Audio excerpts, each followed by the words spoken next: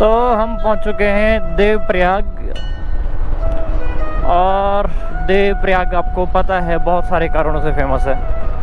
एक तो यहाँ से अलकनंदा और भागीरथी मिलकर के गंगा बनाते हैं, तो कह सकते हैं गंगा यहाँ से प्रारंभ होती है।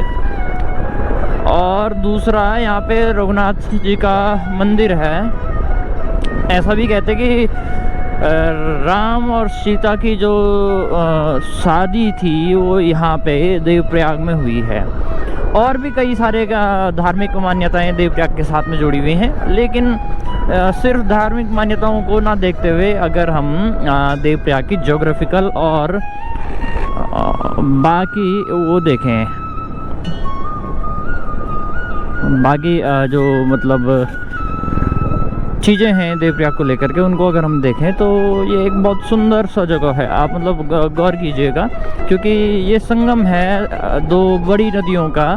तो यहाँ पे तीन तरफ से पहाड़ियाँ हैं, तीन तरफ से पहाड़ियाँ हैं। और ये जो पॉइंट है यहाँ पे से हमें संगम नीचे दिखाई देता है रोड में से। तो जो सैलानी हैं वो यहाँ पे रुक करके फ़ोटोज़ खींचते हैं। जय रघुनाथ महाराज जी। फ़ोटोज़ खींचते हैं और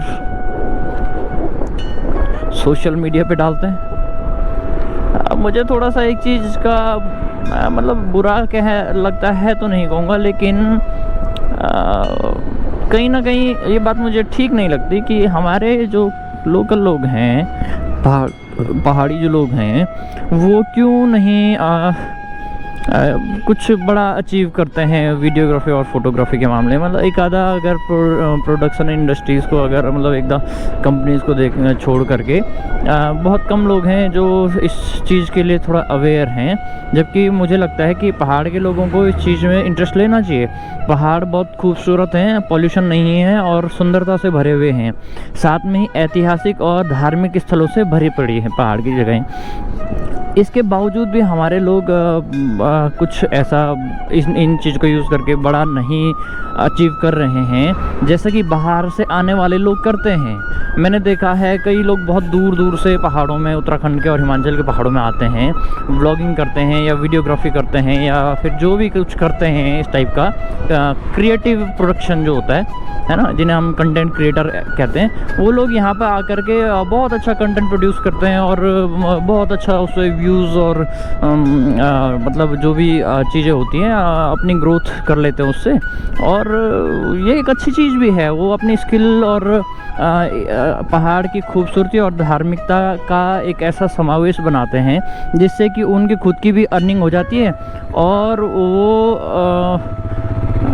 एक जनता के लिए भी एक प्रेरणा स्रोत काम कर रहे होते हैं कि हाँ, वो जनता को बताते हैं कि हमारे पहाड़ों में ये सब चीज़ें हैं, ये है वो है। तो इस चीज़ पे थोड़ा मतलब मुझे लगता है कि कहीं ना कहीं पहाड़ी हम लोगों को थोड़ा पीछे रह गए हैं।